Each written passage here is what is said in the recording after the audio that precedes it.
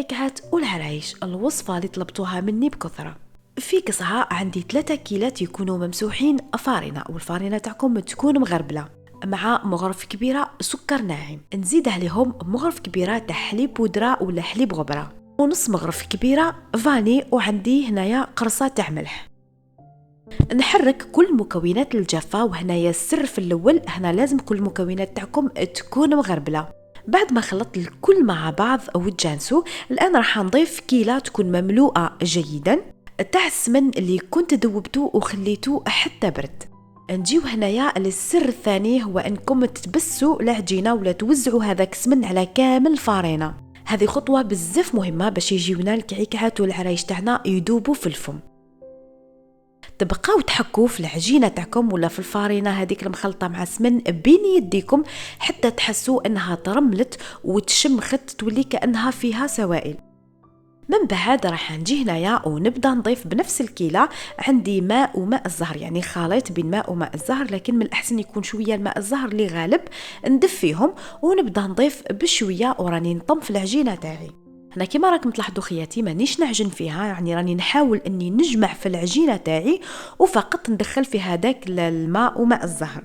نبقى نضيف الماء الزهر والماء حتى نتحصلوا على عجينة اللي تكون طرية، وكل شوية سيو يعني أنكم تشكلوها على شكل دائرة ولا هكذا، حتى تحسوا أنه العجينة تاعكم تقدروا تشكلوها بكل سهولة وما تتشققش، ثم راح تتوقفوا. من بعد راح نحط العجينه تاعي في كيس بلاستيكي ونخليها ترتاح على الاقل 4 ساعات، كما تقدروا تخلوها تبات ليله كامله. وبعد ما جازت العجينه تاعي هنايا تقريبا 4 ساعات، راح نجيب كيس بلاستيكي وراح نبدا نعمل كرات ولا ديبول ونرميهم في هذاك الكيس بلاستيكي. هنايا بالنسبه للحجم تاع الكرات تاع العجينه عملتهم 34 غرام. نرمي هذوك الكرات في ساشي ولا في كيس بلاستيكي ونغطيهم ونخليهم يزيدوا يكملوا يرتاحوا. راح نزيد لهم 2 سوايع واحد اخرين. وبالنسبه للحشو راح ندير بنفس الكيلة 3 كيلات كاوكاو ولا لوز اللي يكون محمص غير شويه ومطحون رقيق. نضيف على هذاك الكاوكاو نص كيلة تاع سكر عادي، ونكه الحشو تاعي برشه تاع قرفه، ونزيد عليها شويه تاع لافاني، ونخلط هاد المكونات كامل مع بعض. وإذا عملتوا لوز تقدروا ثاني تحمصوه شوية ولا تعملوه ماشي محمص. ونجي هنايا وراح نضيف 2 مغارف كبار تاع السمن اللي يكون دايب وبارد، ونبدا نضيف ماء الزهر. راح نضيفوا ماء الزهر بالتدريج. هنايا الحشو تاعكم ما تعجنوهش البنات، شمخوه وشوفوه حتى يتلم معكم ويولي طري. لازم الحشو تاعكم يكون يلصق في اليد، لانه بعد كي نخلوه يزيد يرتاح رايح يزيد يتشرب، وخلوه يرتاح مليح. ومن بعد اذا لقيتوه تشرب يعني كامل هذوك السوائل ولا يتفتفت معكم، لازم تزيدوا له كميه تاع المزهر، هكذا شبعوه مليح بالمزهر باش من بعد الحشو تاعنا يجينا طري. ونخليو الحشو تاعنا يرتاح، هذه حاجه مليحه للحشو باش يجينا يدوب. لازم الحشو تاعكم يرتاح مليح، وكما وصيتكم هنا بعد ما ارتاح اذا لقيتوه نشف زيدوا له الماء حتى يولي طري. وبعد ما ارتاح شوفوا القوام تاعو كيفاش يكون، راهو طري البنات، يعني عنده هو والعجينه نفس القوام. ونبدا نشكل الحشو تاعي. هنا في الاول راح نعملو هكذا على شكل كره، يكون وزنهم 15 غرام، ونحطهم هما ايضا في كيس بلاستيكي ونخليهم يرتاحوا.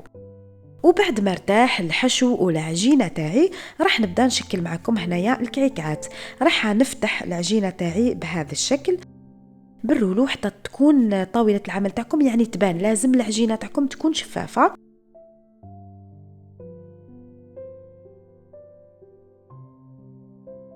كذا نحاول اني نسويها، نعملها على شكل مستطيل هكذا باش الكعكات تاعنا يجيونا مرقين من الداخل. ونجي هنايا للحشو راح نعملو على شكل حربوش هكذا، نخلي حوالي 1 منا و1 سنتيمتر، ونبدا نلف العجينه تاعي بهذا الشكل. وكما راكم تلاحظوا راني نخرج في الهواء، يعني نجي للمنتصف ونروح على برا بهذه الطريقه. من بعد راح نعملو على شكل حربوش هكذا باش ما يتفتحش معانا.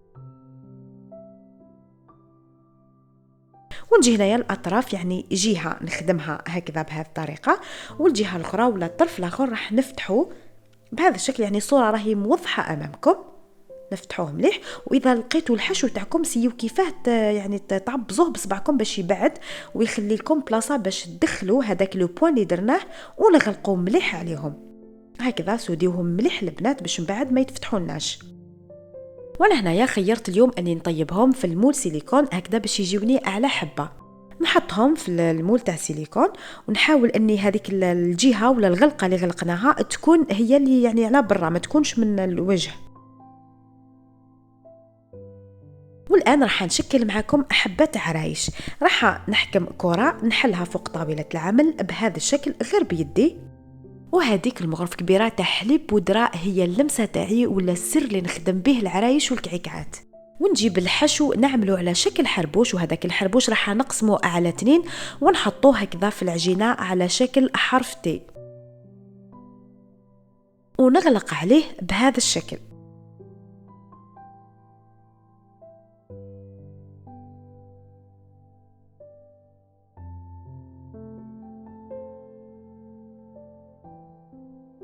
هكذا من بعد راح نجي ونقرص هذيك العجينة مليح. حاولوا انكم تغلقوها مليح هكذا.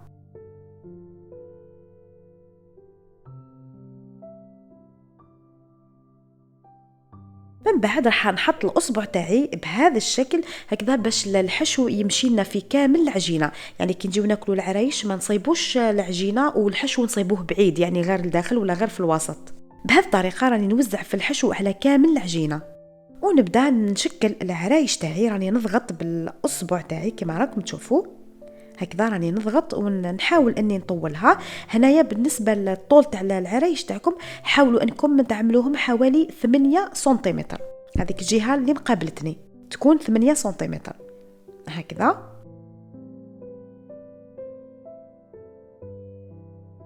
نرققوهم ما نخافوش منهم.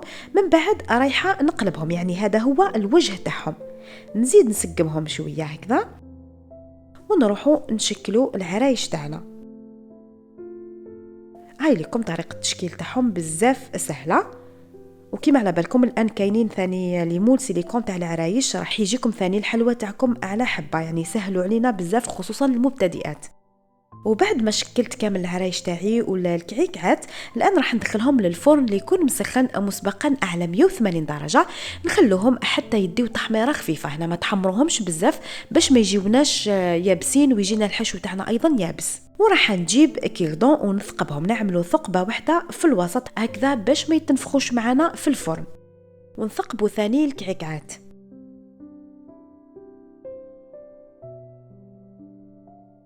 وبعد ما طابوا هام لكم العرايش تاعي والكعكات، يعني شوفوا لونهم لازم يكونوا هكذا ذهبيين فقط.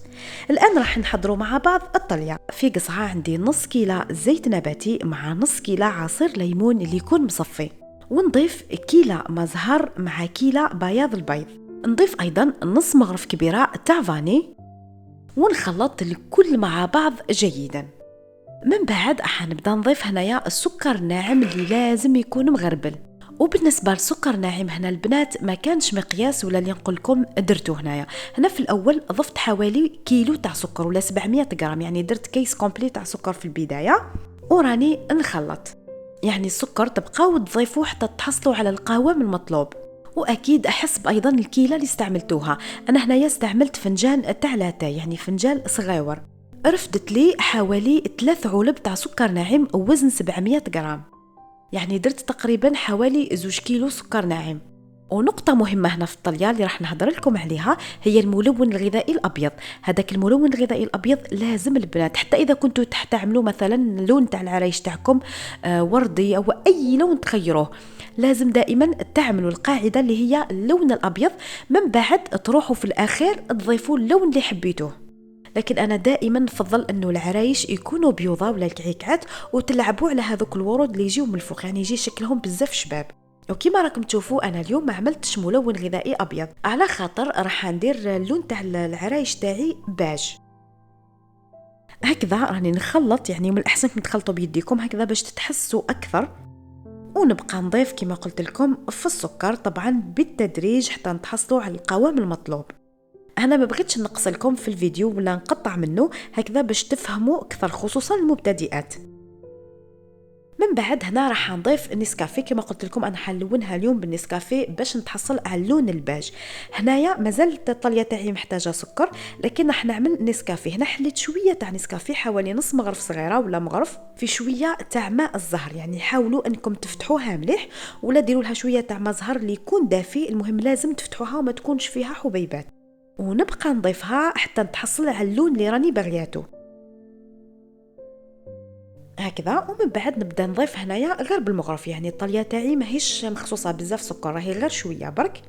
وهنايا اذا غلبتكم الطليه، يعني لقيتوا روحكم انكم ما درتوها عاقده بزاف، عاودوا فتحوها بشويه تاع قارص هكذا. نبقى نضيف هنا اللي تحب تسيي فوق الحلوه تاعها، ولا ايضا تسيو غير بالمغرف، يعني بالظهر تاع المغرف. غمسوا المغرف تاعكم ورفدوها وشوفوا اذا يهبط هذاك الطليه وتولي تبان المغرف تاعكم راهي خاصه سكر. وكما على بالكم السر باش تجيكم الطليه تاعكم ليس ومليحه لازم يكون السكر مغربل. يعني هذه اول حاجه ديروها قبل ما تبداو في الطليه. وهاوليكم القوام المطلوب، يعني لازم تكون عاقده هكذا، وكما راكم تشوفوا فيها جات بزاف ليس وهايله. نروح نحطها في ان بوش، ونجيب هنايا شباك ونحط من تحت كيس بلاستيكي ولا ورق طهي هكذا، باش هذيك الطليه اللي تطيح من التحت رايحين نزيدو نعاودو نرفدوها ونزيدو نقلاصيو بها هكذا. حطيت الكعكعات والعرايش تاعي من الفوق، ومن بعد نبدا نغطيهم بهذيك الطليه.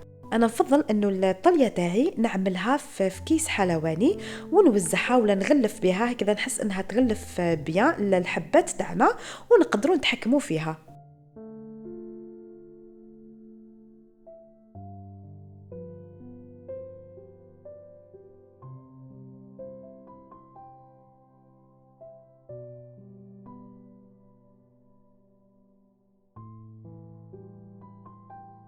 هكذا نخليوهم يقطروا مليح، راح نخبطهم غير شويه، وخليو العرايش تاعكم بجيه حتى ينشفوا على خاطرهم. وهم ليكم في صحن التقديم بعد ما نشفوا وتخلصت من هذاك الزائد بسكين، ولا ايضا تقدروا تسكرفجوا هذاك الزائد في سكرفاج، ومسحتهم بالناكخي بلون دوري، وعملت لهم اوريدا في الوسط وزينتهم هكذا بالغفاي دور. صدقوني البنات خرجوا علامه وقمه في البنه. واكيد لازم نقسم معاكم حبه باش تشوفوهم كيفاش طريين، يعني يذوبوا في الفم. شوفوا خياتي ما ملحش ويجينا بزاف طري. تبعوا برك النصائح وتبعوا الطريقه تاعي، وان شاء الله تضيفوا هذيك اللمسه اللي ضفتها اللي هي الحليب بودره، لانه راح تبدلكم الذوق وتمدلكم ايضا خفه الكعكعات. وما تنساوش تخليوا لي رايكم في التعليقات، واستنوني في فيديو لاحق، وفي امان الله.